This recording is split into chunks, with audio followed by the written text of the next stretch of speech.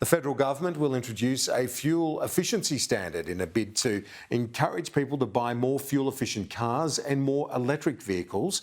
Let's go live to Olivia Casely. Olivia, the government's got some plans, some further detail on how it hopes to remove those barriers to buying more EVs.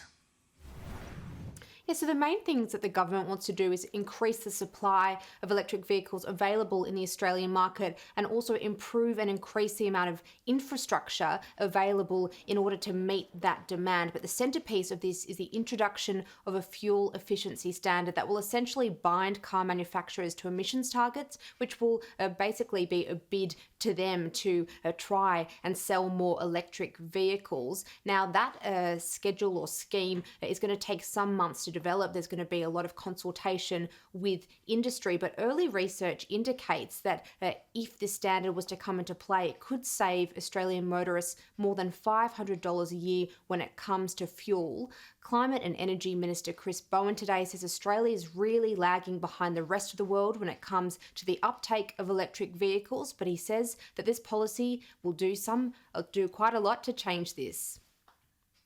All about giving Australians better choices of cars which are better for the climate and better to drive and more cost efficient.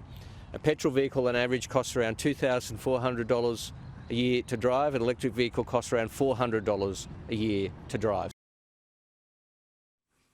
The government also wants to improve access to electric vehicles in the regions.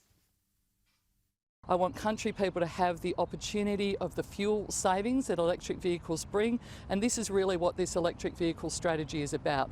Making sure we're rolling out the charging infrastructure, we're providing that opportunity, making sure that we've got incentives in place for people to be able to get electric vehicles, but making sure that we've actually got the choice here in this country of the range of electric vehicles that other countries have. And here are some of the reactions that we've seen to this announcement today from the likes of Independent Senator David Pocock. Charging infrastructure is crucial. We need to really get on with that. If we get it right, the regions will benefit more than anyone else. They could be saving $4 billion over the next 5 years if we get this right, and I'd urge the government to really step up investing in that. People living in regional rural Australia, those on the outskirts of the major capital cities, the transformation to an EV is going to be more difficult than it is for people who live in inner suburbs of the major capital cities. And some interesting comments there from Tony Webber from the Federal Chamber of Automotive Industries. You'll be able to catch his full interview with Ross Greenwood on Business Now.